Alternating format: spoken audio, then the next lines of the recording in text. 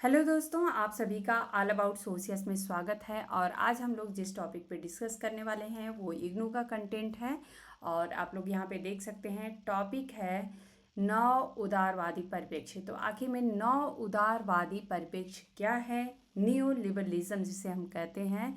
तो new liberalism perspective को आज हम लोग समझेंगे। आप लोगों ने पढ़ा भी होगा, लेकिन ऐसा हो सकता है कि बहुत ऐसे टॉपिक इसमें होंगे कि जो आप लोगों को नहीं पता हो। तो आज हम लोग इस पे डिस्कस करेंगे। और चूँकि ये इग्नू का कंटेंट है तो यहाँ पे जितना इन लोगों को लगता है कि हाँ इतना समझना ही चाहिए, ज़रूरी है, तो उतना ये लोग यहाँ पे डिस्कस कर देते हैं इग्नू में। तो ये आप लोगों को एक ऑथेंटिक कंटेंट मिल रहा है और जिसमें आप लोग देख सकते हैं कि क्या क्या कंटेंट है। तो इसमें उद्देश्य है, प्रस्तावना है, नौ उदारवादी परिप्रेक्ष्य की पृष्ठभूमि, फिर नौ उदारवाद का उद्भव कैसे हुआ है, जिसमें कि हाइक, नोजिक व फ्रेडमैन के दृष्टिकोण को भी हम लोग समझेंगे। तो हो सकता है कि आप लोगों ने ये थिंकर्स के नाम सुने हो, अगर नहीं सुने होंगे तो आप लोगों को आज इस पे कुछ एक्स्ट्रा नॉलेज मिलने वाला है। थैचरवाद क्या है इसको भी हम लोग देखेंगे। राज्य के संदर्भ में नौ उदारवादी विचार, नौ उदारवादी परिप्रेक्ष्य का एक जो प्रभाव है, आखिर में प्रभाव भी तो देखने को हमें मिलेगा, तो एक अध्ययन के रूप में ये भी समझेंगे। देन सारांश है, इसको हम लोगों को इतना ज़्यादा समझने की ज़रूरत नहीं है। और आप लोग देखेंगे कि किस किस बुक से ये कंटेंट लिया गया है, इसके लिए भी ये लोग यहाँ पे मेंशन कर देते हैं लास्ट में, तो उसको भी हम लोग देखेंगे। तो उद्देश्य में जैसे कि आप लोग देख सकते हैं कि इस इकाई को पढ़ने के बाद आप निम्नलिखित बातें समझने में समर्थ हो सकेंगे, जैसे कि नौ उदारवाद का अर्थ तथा एक अवधारणा के रूप में इसका उद्भव, नौ उदारवाद की यथास्थिति संदर्भ, विशेषकर थैचरवाद व रेगनवाद का संदर्भ, राज्य के नौ उदारवादी विचार के मूल सिद्धांत, लोक प्रशासन के सिद्धांत पर नौ उदारवाद के प्रभाव की समीक्षा और नौ उदारवादी ढांचे की रूपरेखा। प्रस्तावना पे यहाँ पे हम लोग देखते हैं दोस्तों, प्रस्तावना में क्या लिखा गया है। नौ उदारवादी परिप्रेक्ष्य अथवा नौ उदारवाद जैसा कि इसे आमतौर पर कहा जाता है, इसका वर्तमान में सामाजिक विज्ञान पर पूर्ण प्रभुत्व है। नौ उदारवादियों के लगातार होते आघात ने राज्य कल्याणवाद के प्रचलित दृष्टिकोण को परिवर्तित कर दिया है। यानी राज्य कल्याणवाद का जो एक प्रचलित दृष्टिकोण हमें देखने को मिलता था, उसे जो है नौ उदारवादियों ने परिवर्तित करने के लिए मजबूर कर दिया है। संभवतः स्थिति की सबसे घनघोर या सबसे घोर विडंबना 1989 के बाद पूर्व सोवियत यूनियन का विघटन थी, जबकि साम्यवादी देशों को भी नौ उदारवाद को अपनाने में कोई पछतावा नहीं हुआ था, जैसे कि क्यूबा व उत्तरी अमेरिका के जो वहाँ का रहा है, या फिर और भी अन्य देश रहे हैं। ओके, नेक्स्ट हम लोग देखते हैं। इस इकाई में आप नौ उदारवाद या व इसके समकालीन संदर्भों के बारे में विस्तार से अध्ययन करेंगे। यहाँ पर यह बताना आवश्यक है कि कुछ सिद्धांत व विचार जो कि वर्तमान में प्रचलित हैं, जैसे कि नौ दक्षिणपंथ, नौ रूढ़िवाद, लोक चयन सिद्धांत तथा वैश्वीकरण, सभी नौ उदारवादी चिंतन से निकटतम रूप से संबंधित हैं। तो आप लोग देख सकते हैं ये जितने आप लोगों को टर्म्स सुनने को मिलते हैं, ये सभी के सभी नौ उदारवादी चिंतन से ही संबंधित हैं। यद्यपि इनमें से कुछ सूक्ष्म अंतर भी हैं, तो इनमें हमें कुछ बहुत ही माइनर डिफरेंसेस भी देखने को मिलते हैं, जिनके बारे में हम इस पाठ्यक्रम की अन्य इकाइयों में अध्ययन करेंगे। तो ये नेक्स्ट दूसरे चैप्टर्स में इसका डिस्कस किया गया है, लेकिन आज हम लोगों का जो फोकस है वो क्या है? नौ उदारवादी चिंतन को स्पष्ट करना। ओके, नौ उदारवादी परिप्रेक्ष्य की पृष्ठभूमि यहाँ पे हम लोग समझते हैं। नौ उदारवादी परिप्रेक्ष्य अचानक ही हमारे समक्ष उभरा नहीं है, यह तो शुद्ध या शास्त्रीय नकारात्मक उदारवाद का वर्तमान रूप है। यानी कि अगर हम शास्त्रीय जो उदारवाद कहें या पुराने समय से जो पुराने ढर्रे पे एक चला आता था, उसी का एक बदला हुआ रूप है, या ये कहें कि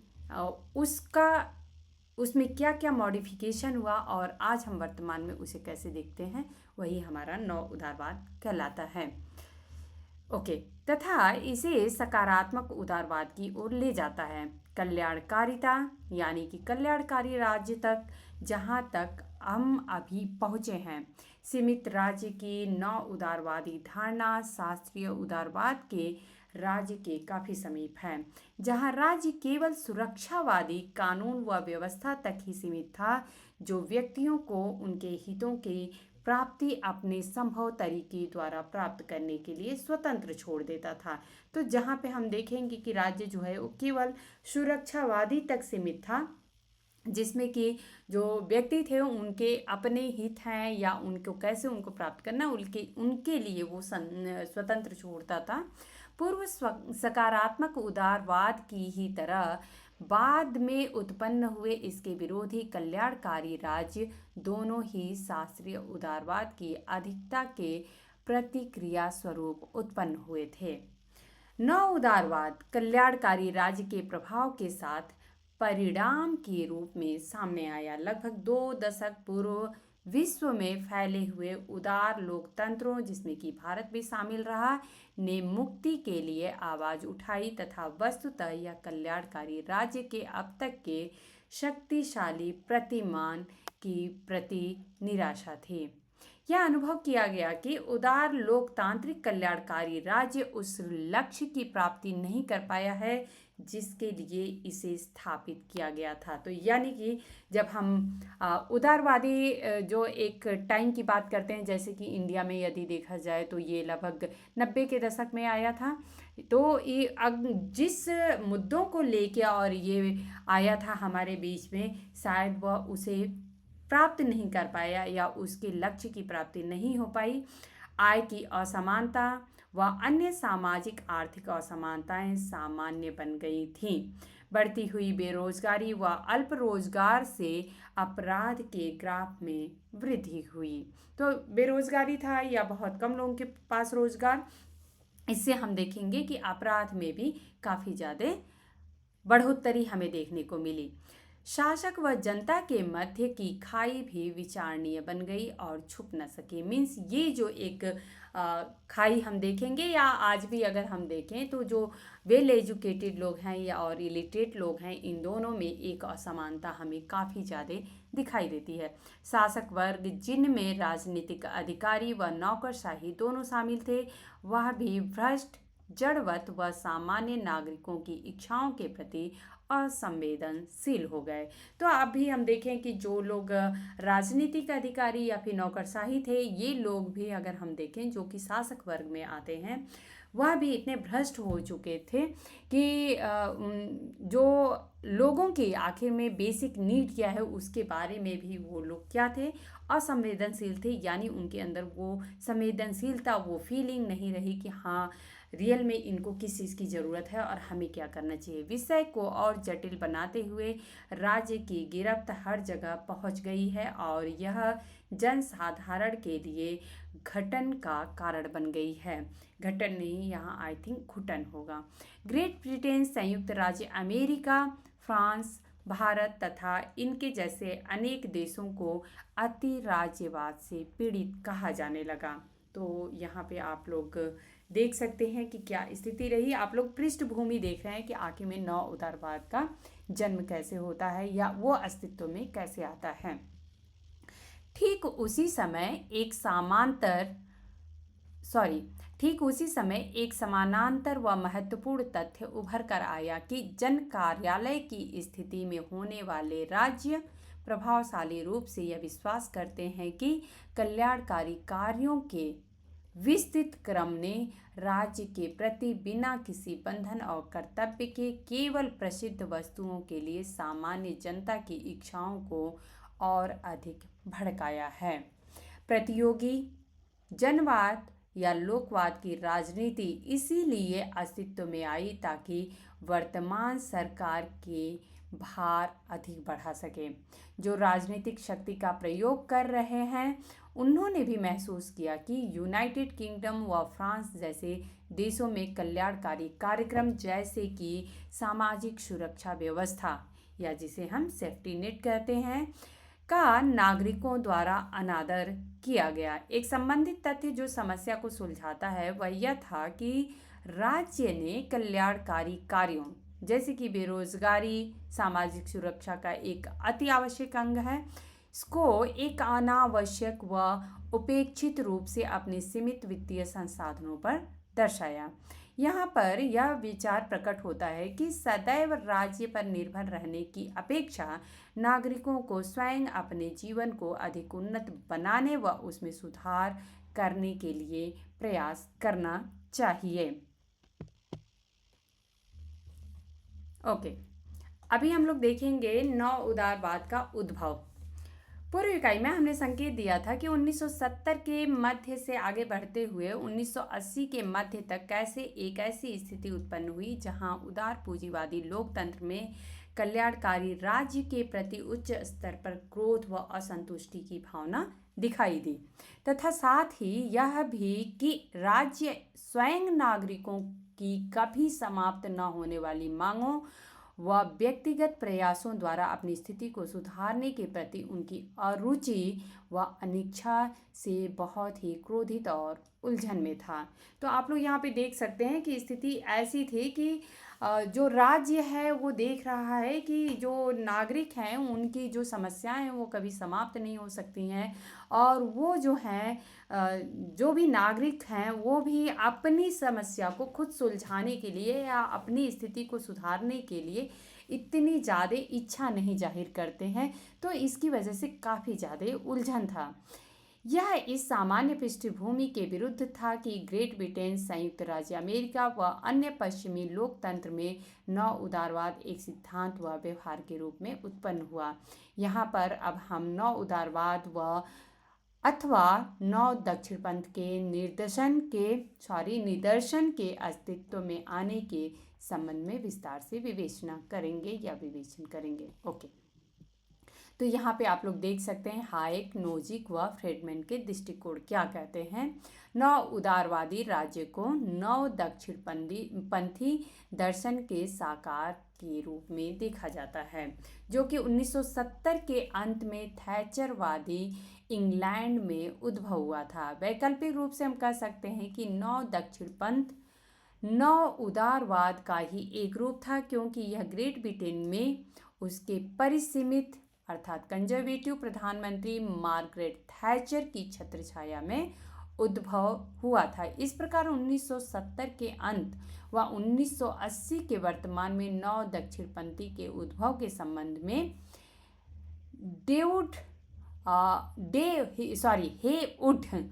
हेवुड ने तर्क दिया कि इसके उद्भव व विचारों को 1970 के संदर्भ में प्रतिबिंबित किया जा सकता है। नव दक्षिणपंथी की वृद्धि केनेसियन कल्याणकारी राज्य की प्रत्यक्ष असफलता के साथ घटित हुई, जिसे उत्तर युद्ध के अंत के आर्थिक तेजी द्वारा महत्व प्राप्त हुआ तथा सामाजिक अव्यवस्था व सत्ता के पतन के ऊपर राजनीतिक विशिष्ट जनों द्वारा इस संबंध में रुचि बढ़ने लगी।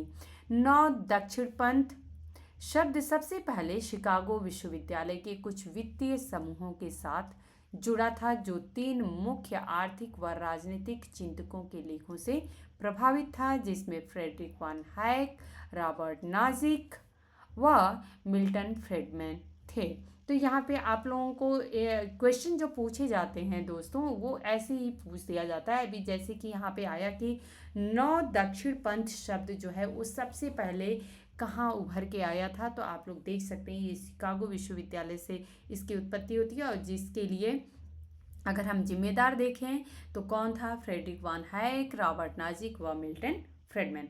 हालांकि नव अधिकार चिंतन के बीच 18वीं व 19वीं शताब्दी में शास्त्रीय राजनीतिक अर्थशास्त्रियों जैसे कि David Ricardo, John Stuart Mill, इनके नाम आप लोग सुन चुके हैं, वह मुख्य रूप से एडम स्मिथ जो कि द वेल्थ ऑफ नेशंस 1796 के लेखक थे, इसमें देखे जा सकते हैं। परंतु यह हायेक, नोजिक व फ्रीडमैन की त्रिमूर्ति यानी ट्रिनिटी थी, जो नव दक्षिणपंथियों में से मौलिक रूप से जुड़ा था। अब हम तीनों को यहाँ पे थोड़ा डिस्कस कर लेंगे। तो फ्रेडरिक वान हैक की बात हम करते हैं। ये पूछा जाता है कि किसने क्या कॉन्सेप्ट दिया है या हम इस टॉपिक को किसके नाम से जानते हैं। तो फ्रेडरिक वान हैक एक आधुनिकता विरोधी थे, इसीलिए इन्होंने न्यू लिबरलिज्म के बारे में कहा भी है, जिन्होंने अपनी प्रसिद्ध कृति द रोड टू फ्रीडम, तो यह आप लोग देखेंगे कि फ्रेडरिक वान हैक इनकी एक कृति है the road to serfdom. Okay, तो ये कभी हो सकता है कि एग्ज़ाम में पूछे, इसलिए आप लोग यहाँ से नोट्स ज़रूर बना लिया करिए। कभी ऐसे ही बुक पूछ दिए जाते हैं और फिर आप लोग कन्फ्यूजन में रहेंगे कि ये कैसे क्वेश्चन पूछ दिया जाता है, आउट ऑफ सिलेबस होता है और हमें समझ में नहीं आता है। तो इसी टाइप के जो कंटेंट होते हैं यहीं से ये क्वेश्चन उठा के पूछ दिए जाते हैं। तो द रोड टू सर्फडम जो है ये 1944 में किसके द्वारा लिखी गई है? फ्रेडरिक वान हैक के द्वारा। इसमें योजना व समुदायवाद की आलोचना की गई है। हैक के सिद्धांत उनके 4 मूल्य विचारों पर केंद्रित हैं और ये निम्नांकित हैं। तो आप लोग देख सकते हैं हैक के जो सिद्धांत हैं इनमें 4 मूल विचार कौन से हैं, ये भी बहुत ज़्यादा इम्पॉर्टेंट है एग्जाम के परिप्रेक्ष्य से। योजना की अयोग्यता, रॉन्गनेस ऑफ प्लानिंग। तो हम योजना तो बनाते हैं लेकिन वो प्रॉपर तरीके से अगर नहीं बनी हो तो सब बेकार हो जाएगा। हैक ने योजना के विरुद्ध इस आधार पर तर्क दिया कि यह राजनीतिक रूप से खतरनाक व आर्थिक रूप से अक्षम होती है। ऐसा इसलिए क्योंकि सरकार द्वारा निर्मित केंद्रीकृत आर्थिक नियोजन व्यक्तिक व समूह की स्वतंत्रता को कम करता है, कार्यपालिका को अधिक शक्तिशाली बनाकर राजनीतिक संस्थाओं के मध्य संतुलन पर नकारात्मक प्रभाव डालता है और कानून के नियम को हानि पहुंचाता है। तो बात में सच्चाई है, ये तो हम लोग भी देखते हैं। यहाँ पे भी आप लोग देखेंगे योजनाएं बनती हैं बट वो कितनी प्रॉपर तरीके से फंक्शन हो पाती हैं वो क्वेश्चन हमेशा बना रहता है। दूसरा इन्होंने कहा है सामाजिक जटिलता यानी सोसाइटीज कॉम्प्लेक्सिटी। हैक का दृढ़ विश्वास था कि मर्यादा के रूप में राज्य की मध्यस्थता, जैसे कि सामाजिक इंजीनियरिंग, जो कि इसमें क्या आता है, लाभ से वंचितों के सामाजिक सुरक्षा परिणामों पर केंद्रित होता है, जैसा कि वाम पंक्तियों ने वकालत की थी। यही समाज में विद्यमान सामान्य प्राकृतिक व्यवस्था पर नकारात्मक प्रभाव डालेगा, जो किसी योजना या डिजाइन की नहीं अपितु मानव व्यवहार का परिणाम रही है।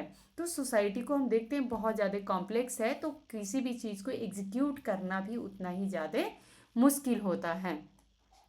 तीसरा इन्होंने कहा बाजार की प्रधानता, primacy of the market. Hack ने बाजार व संसाधनों के बंटवारे के लिए मूल्य को प्रधानता दी, क्योंकि उनका मानना था कि क्रेता व विक्रेता के बीच स्वच्छंद पारस्परिकता नियोजकों के कार्यों की तुलना में अधिक सशक्त होती है। तो इन्होंने किस पे जोर दिया था? क्रेता और विक्रेता के बीच क्या हमारे रिलेशन होते हैं, जो म्यूचुअल अंडरस्टैंडिंग पे कैसे लोग एक दूसरे से सामान लेते हैं या बेचते हैं, वो ज़्यादा मैटर करता है।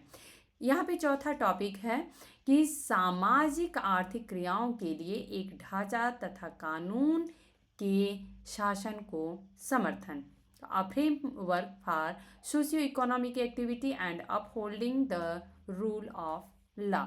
हैक ने एक ऐसे ढांचे का समर्थन किया जिसमें सरकार की एक महत्वपूर्ण परंतु सीमित भूमिका हो, और ऐसा इसलिए ताकि कानून के शासन को बढ़ावा दिया जा सके, जो ऐसी स्थितियों को उत्पन्न करे जिसमें बाजार अधिक समृद्ध हो सके।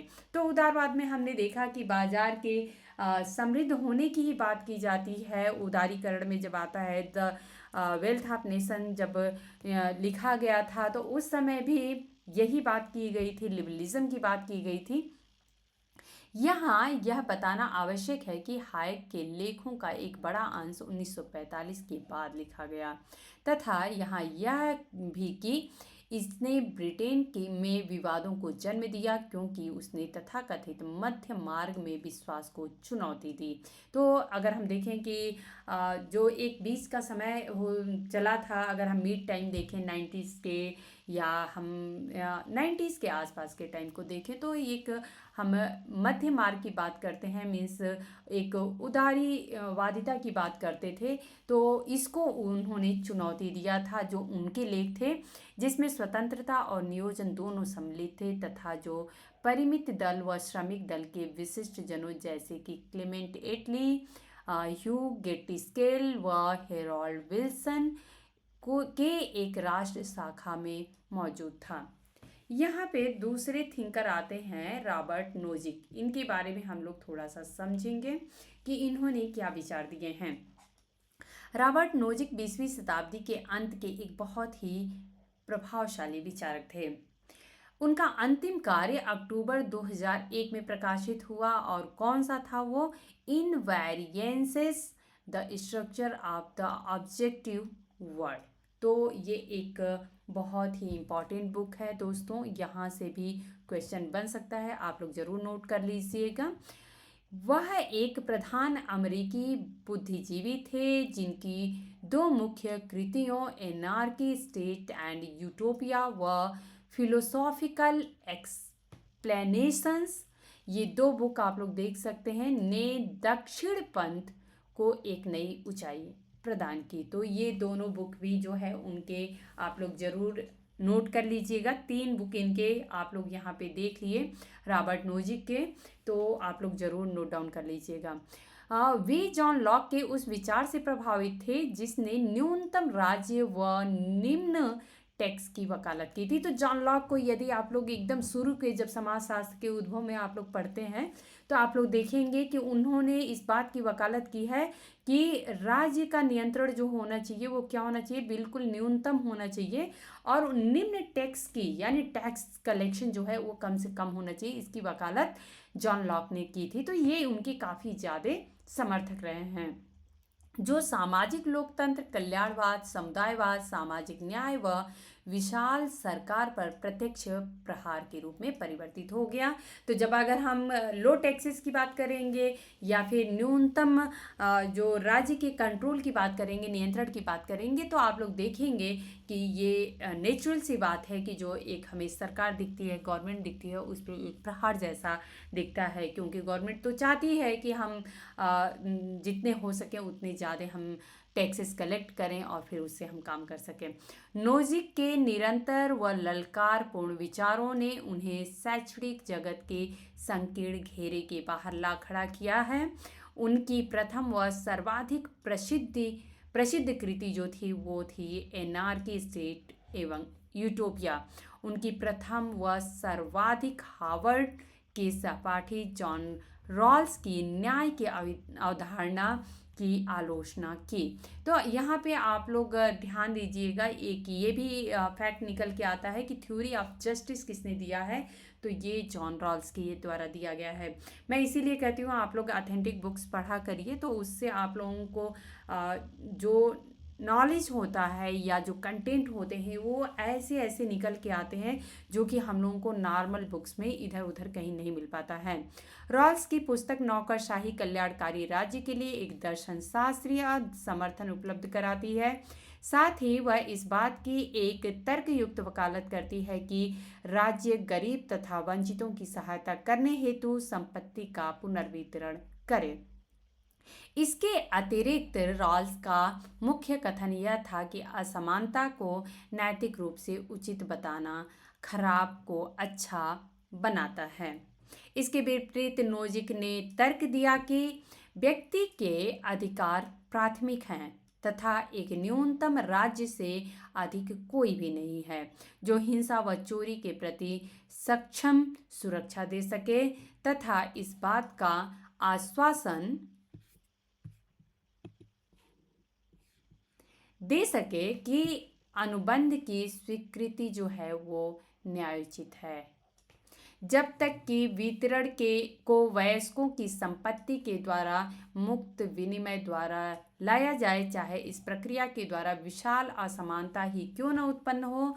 नोजिक को नेशनल बुक अवार्ड 1975 अपने कार्यों के लिए मिला था तथा इस पुस्तक को टाइम्स लिटरेरी सप्लीमेंट द्वारा एक बहुत ही प्रभावशाली पुस्तक के रूप में नामांकित किया गया। वस्तुतः नोजिक ने एक क्रांतिकारी वामपंथी के रूप में अपना विद्यार्थी जीवन आरंभ किया था और बाद में स्नातक के विद्यार्थी के रूप में उदारवादी परिप्रेक्ष्य को अपनाया। हमें यह जानना जरूरी है कि नोजिक इस बात के से संतुष्ट नहीं थे कि उन्हें दक्षिण पंथ के विचारक के रूप में जाना जाए, तो वो दक्षिण पंथ के विचारक के रूप में अपने आप को जानना पसंद नहीं करते थे।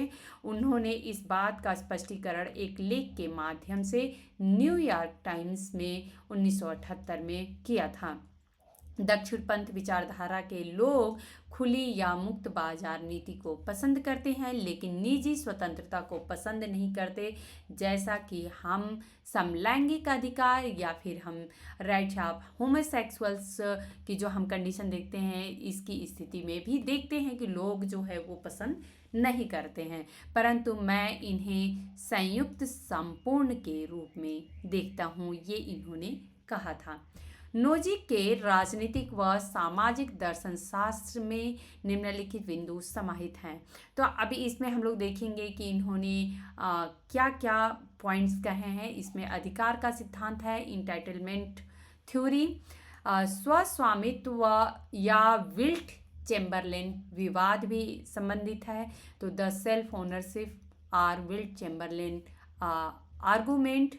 देन थर्ड पॉइंट है संपूर्ण संपत्ति अधिकार व स्वस्वामित्व। उसके बाद से हम लोग देखेंगे लॉक का प्रावधान। तो लास्ट पॉइंट हम देखते हैं स्वस्वामित्व से आखिर में आगे क्या है, बियॉन्ड सेल्फ ओनरशिप। नोजिक के आधारभूत सैद्धांतिक ढांचे के आंतरिक भागों का विस्तार से अध्ययन इस इकाई के बाहर का विषय है, तो हम लोग डिटेलिंग में नहीं जाएंगे उनके, अतः इन 5 बिंदुओं पर कुछ पंक्तियों में ही चर्चा उपयुक्त होगी। तो हम लोग इसको थोड़ा सा ब्रीफ में समझ लेते हैं।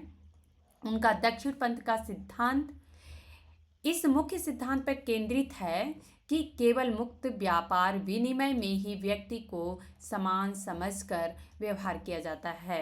उनके लिए यह अपने आप में ही अंत है। दूसरे शब्दों में, उदाहरण के लिए, यदि एक मुक्त बाजार भी संपूर्ण समृद्धि का उत्पादन नहीं करता है तो नोजिक की दृष्टि में यह भी न्यायसंगत है। स्वस्वामित्व विवाद को नोजिक की अधिकार के सिद्धांत से ही लिया गया है। तो एक थ्योरी के अंदर से ही दूसरे को लिया गया है। यह विवाद इसलिए है ताकि अंतर्ज्ञान द्वारा यह दर्शाया जाए कि न्यायपूर्ण वितरण के बधे बधाए सिद्धांत का औचित्य नहीं है।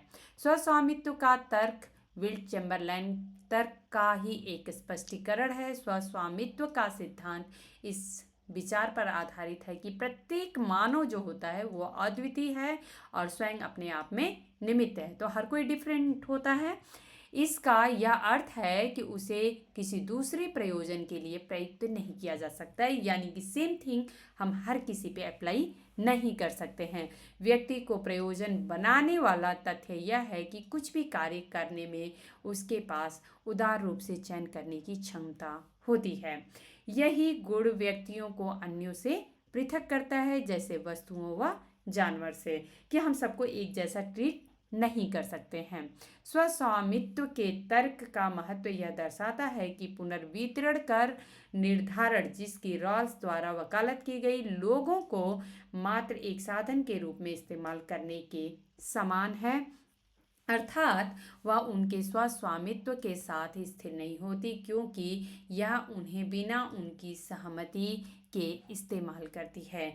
नोजिक के निरंकुश संपत्ति अधिकार व स्वस्वामित्व उपयुक्त बिंदुओं का ही अनुसरण करते हैं। संक्षेप में निर्दिष्ट करें तो अगर हम स्वयं को पूर्ण रूप से अंगीकृत करते हैं तो हम जो भी उत्पादन करते हैं उसको हम अच्छे से करेंगे। तो होता है ना कि जब हम अपने मन से कोई काम करते हैं तो अच्छा करते हैं, तो उस पर पूर्ण अधिकार रखते हैं। लॉक का प्रावधान एक बौद्धिक उपाय है जिसके द्वारा नोजिक ने एक व्यक्ति द्वारा बनाई गई आंतरिक लाभों की वैधता के मुद्दे को सुलझाने का प्रयास किया। निष्कर्ष में नियम यह है कि प्राकृतिक संसाधन जैसे भूमि प्रथम व्यक्ति द्वारा ही भली भांति स्वीकृत किए जाते हैं, जब तक कि वे पर्याप्त तथा अच्छा दूसरों के लिए नहीं छोड़ते हैं। इस प्रावधान का अर्थ वास्तविक रूप में यह है कि प्राकृतिक संसाधनों जैसे कि भूमि का मालिकाना हक उसके पास हो जो इसका सबसे पहले उपयोग करे। तो यानी कि जैसे किसान है तो किसान जब खेती करता है तो जो ज़मीन के मालिकाना हक है वो किसान के पास होना चाहिए, और यह तब तक हो जब तक वह स्वयं इसे छोड़ न दे। तो यहाँ पे अगर हम सिंपल एग्जांपल में ये समझें कि जिसका जो काम है उसे वो करने देना चाहिए, और उससे संबंधित जो संपत्ति है उस पर अधिकार भी उसी का होना चाहिए, जब तक कि वह खुद ही उसे छोड़ ना दे कि अब यह काम हमसे नहीं होगा। ज़्यादा से ज़्यादा तथा उपजाऊ स्थिति में दूसरे के लिए, तो उस कंडीशन में छोड़े कि जैसे कि अभी मान लेते हैं भूमि की बात करते हैं, तो वो अगर सही से उपजा नहीं पा रहा है अगर फसल को, तो फिर किसी दूसरे के लिए तब छोड़ सकता है कि ठीक है मैं बेहतर तरीके से नहीं कर सकता हूँ, आप कर लीजिए। नोजिक का निजी मालिकाना से दूर सिद्धांत अपने आप को इस बिंदु तक सोचता है कि आगे क्या तर्क दिया जाता है जिसके द्वारा निजी स्वामित्व के असीमित अधिकार को बढ़ावा मिलता है। जैसा कि हमने पहले पढ़ा है कि हमने नोजिक के विवादास्पद सैद्धांतिक निर्माण के विस्तार में जाने की आवश्यकता नहीं है। उनके सामाजिक राजनीतिक दर्शन शास्त्र ने अपने नौ उदारवादी परिप्रेक्ष्य पर अधिक ज्ञान मिला होगा। तो ये हाँ, अगर हम देखें तो ये सम टॉपिक आपको इकोनॉमिक का दिखता है, देन सम टॉपिक पॉलिटिक्स का दिखता है, वहाँ पे हो सकता है उन्हें डिटेल में पढ़ा जाता हो, लेकिन हमें यहाँ पे अगर नौ उदारवादी परिप्रेक्ष्य जो हम पढ़ते हैं उस टॉपिक में इतना जानना काफ़ी है। जिसके अन्य प्रमुख समर्थक जैसे कि अर्थशास्त्री मिल्टन फ्रीडमैन रहे हैं। तो अब मिल्टन फ्रीडमैन के बारे में हम लोग एक बार देख लेते हैं, उसके बाद का टॉपिक जो है वो हम लोग नेक्स्ट में डिस्कस करेंगे, क्योंकि ऑलरेडी बहुत ज़्यादा लेक्चर लेंदी हो जाएगा तो आप लोगों को भी बोरियत होगी। मिल्टन फ्रीडमैन को एक बार हम लोग समझ लेते हैं, फिर आगे का टॉपिक हम लोग नेक्स्ट में देखेंगे। ओके, मिल्टन फ्रीडमैन जो कि अर्थशास्त्र में अपने योगदान के लिए 1976 के नोबेल पुरस्कार विजेता हैं, आर्थिक स्वतंत्रता व मुक्त उद्यमों के प्रधान समर्थक हैं। 1960 के बाद से उन्होंने प्रसिद्धि प्राप्त की तथा वह मुक्त बाजार अर्थव्यवस्था के सर्वोच्च विजेता के रूप में जाने जाते हैं।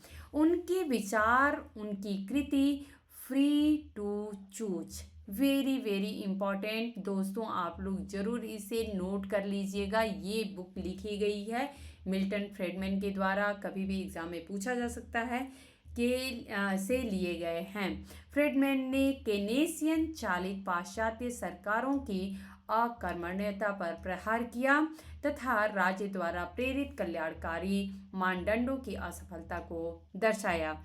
उन्होंने न्यूनतम करों के लाभों का समर्थन किया, अंतर्राष्ट्रीयकरण यानी कि निजीकरण की आवश्यकता व उद्यमों व सेवाओं की पुनर्व्यवस्था की आवश्यकता पर बल दिया तथा किराया नियंत्रण, न्यूनतम मजदूरी, क्षेत्रीय व औद्योगिक सब्सिडी व रोजगार विधायन के उन्मूलन का समर्थन किया। उपरोक्त सभी को बाजार अर्थव्यवस्था के कुशल कार्य हेतु बाधक समझा जाता था। फ्रीडमैन ने तर्क दिया कि सरकार की भूमिका कानून व व्यवस्था, सुरक्षा व आवश्यक सेवाओं को प्रदान करने तक ही सीमित होना चाहिए। आप लोग यहाँ पे बहुत ही बारीकी से समझ लीजिए कि फ्रीडमैन ने क्या कहा है कि सरकार की जो भूमिका है वो किसकी क्या होनी चाहिए, कानून और व्यवस्था को बनाए रखना, हमारी सुरक्षा करना तथा आवश्यक सेवाओं को हमें प्रदान करने तक ही सीमित होना चाहिए। पूंजीवाद जो कि वस्तुओं व सेवाओं के क्रेताओं तथा विक्रेताओं के मध्य एक ऐच्छिक संबंध होता हो, आर्थिक स्वतंत्रता का निर्माण करता है, जो कि वास्तव में राजनीतिक स्वतंत्रता के लिए आवश्यक है। फ्रीडमैन ने सीमित सरकार की वकालत की है, तो इन्होंने बोला कि सरकार जो होती है लिमिटेड होनी चाहिए। फ्रीडमैन ने थॉमस जेफरसन के विचारों का समर्थन किया कि वह सरकार जो सबसे कम शासन करती है सबसे अच्छी होती है, यानी कि हमें फ्रीडम देनी चाहिए। गवर्नमेंट ऐसी होनी चाहिए जो लोगों को फ्रीडम दे। इस ढांचे के अनुसार किसी भी सरकार के केवल 3 प्रमुख कार्य होते हैं। तो इसमें आप लोग देख सकते हैं, पहला पॉइंट उन्होंने कहा कि देश की सैन्य सुरक्षा सरकार का काम है, व्यक्तियों के मध्य अनुबंधों का निर्माण करना भी गवर्नमेंट का काम है, और नागरिकों को उनके तथा उनकी संपत्ति के प्रति होने वाले अपराधों से सुरक्षा प्रदान करना भी गवर्नमेंट का काम होता है। फ्रीडमैन ने महसूस किया कि जब सरकार अच्छे उद्देश्यों की प्राप्ति हेतु अर्थव्यवस्था को पुनर्व्यवस्थित, नैतिकता का विधायन व विशेष हितों की सहायता करने का प्रयास करती है, तब इसका परिणाम अकार्यकुशलता, नवीनता की कमी तथा स्वतंत्रता के नुकसान के रूप में सामने आती है। तो जब हम देखते हैं कि एक बाउंड्री लगा दिया जाए कि नहीं, हमको ऐसे ही करना है, फिर हम नई चीज़ों को या नवाचार को हम नहीं समझ सकते हैं, या हम कोई भी नवाचार के या ये बोले इनोवेशन की बात नहीं कर सकते हैं। सरकार को एक रेफरी होना चाहिए, ना कि सक्रिय खिलाड़ी होना चाहिए। उनकी स्थिति, उनकी रचना टू लकी पीपल के निम्नलिखित कथन से और भी स्पष्ट होती है। इनका कथन है, सार्वजनिक वकालत में मेरा केंद्रीय सिद्धांत मानव स्वतंत्रता का प्रसार करना है। यह हमारी पुस्तकों capitalism and freedom and free to choose का भी केंद्र है। यह किराया नियंत्रण तथा साधारण मजदूरी और कीमत नियंत्रण के प्रति हमारे विरोध को शैक्षिक चयन, सरकारी व्ययों को सीमित करने, सामाजिक सुरक्षा के निजीकरण, मुक्त व्यय तथा उद्योगों व निजी जीवन के जहां तक संभव हो वहां तक पुनर्व्यवस्थित करने के प्रति हमारे समर्थन को प्रकट करता है। लोगों को अब यह समझ में आने लगा है कि सरकार सभी बीमारियों के लिए सार्वभौमिक उपाय नहीं है। मीन्स ऐसा नहीं हम कह सकते हैं कि गवर्नमेंट जो है किसी हर प्रॉब्लम के लिए सलूशन लेके आ जाएगी। अच्छे उद्देश्यों के साथ उठाए गए सरकारी मापदंड अक्सर लक्ष्यहीन हो जाते हैं तथा लाभ के बजाय हानि पहुंचाते हैं। हम क्षुद्र विरोधाभासी नियमों यानी व्यवस्थाओं के नेटवर्क में उलझने के बहुत समीप हैं, जिसकी टॉकविले ने कल्पना की थी। वह समानता की ओर अत्यधिक जाने का अनिवार्य प्रभाव हो सकता है। निसंदेह स्वतंत्रता को नुकसान पहुंचाने वाले अनेक कारण हैं, परंतु सरकार की उन्नति तथा हमारे जीवन पर इसका बढ़ता नियंत्रण सर्वाधिक प्रमुख कारण है। आज सरकार प्रत्यक्ष या अप्रत्यक्ष रूप से हमारी राष्ट्रीय आय का लगभग आधा खर्च नियंत्रण करती है। तो हम देखेंगे कि हमारी जितना भी राष्ट्रीय आय है उसका लगभग आधा खर्च जो है वो कौन कंट्रोल कर रहा है?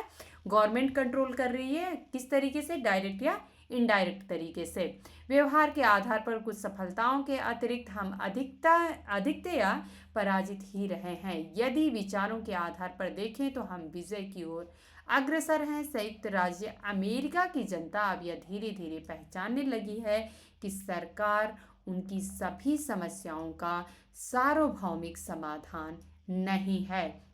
अर्थात हम ऐसा नहीं कर सकते कि गवर्नमेंट जो है वो हमारी सभी समस्याओं को सुलझा सकती है। सरकार की उन्नति अब एक पड़ाव पर है तथा यह लगता है कि अर्थव्यवस्था के एक विशिष्ट अंग के रूप में पतन की कगार पर है। हम चिंतन की मुख्य धारा में हैं, न कि जैसे हम 50 वर्ष पूर्व एक पिछड़े हुए अल्पसंख्यकों के सदस्य के रूप में थे। यहाँ यह बताना जरूरी है कि यूएस में रीगन काल के दौरान मिल्टन फ्रीडमैन का प्रभाव बहुत ही स्पष्ट था, क्योंकि द्वितीय विश्व युद्ध की समाप्ति के बाद से पहली बार यूएस सरकार का विकास, विशेषकर संपूर्ण सरकार का संघीय भाग, साधारण अर्थव्यवस्था तथा सरकारी विकास की अपेक्षा अधिक वृद्धि करने लगा। तो अगर हम देखें कि जब पार्ट में बटा तो अच्छा ज़्यादा इसका डेवलपमेंट होने लगा कंपेयर टू जो कि हमारा एक हम संघीय रूप देख रहे हैं उसके कंपेयर में। उसके बाद उसने केवल 1993-94 के संक्षिप्त काल को छोड़ हालांकि राज्य व स्थानीय सरकारों का विस्तार चल रहा है तथा उसे पहचानने की आवश्यकता है। तो 1993 और 94 के संक्षिप्त काल को छोड़कर अपनी पहली वाली ऊंचाई को पुनः प्राप्त नहीं किया।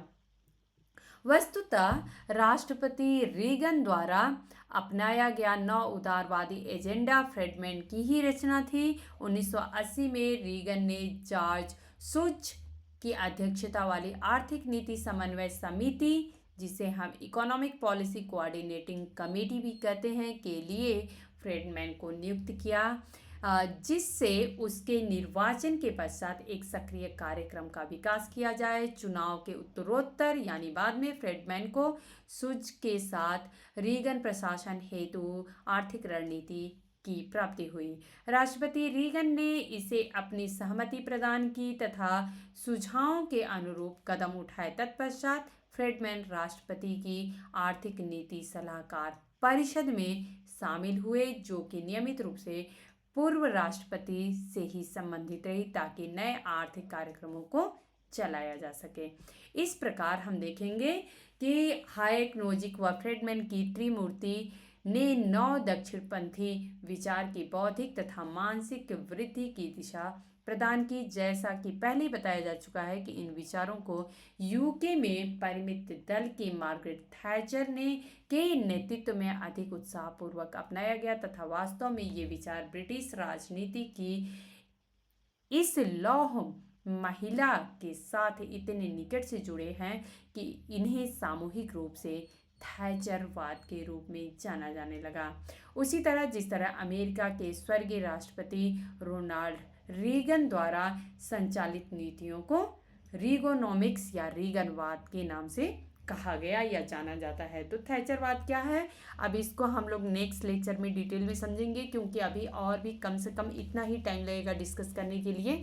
तो एक और लेक्चर बनाएंगे इस पे, जिससे मैं इससे रिमेनिंग जो कंटेंट है इससे जुड़े हुए उस पर हम लोग डिस्कस करेंगे। आई होप दोस्तों आप लोगों को आज का जो लेक्चर है वो पसंद आया होगा और काफ़ी इन्फॉर्मेटिव लगा होगा। मुझे उम्मीद है कि आप लोगों के जो भी आगामी एग्ज़ाम होने वाले होंगे उसके लिए ये कंटेंट जो है वो काफ़ी कुछ हेल्प करेगा। मिलेंगे नेक्स्ट लेक्चर के साथ। धन्यवाद।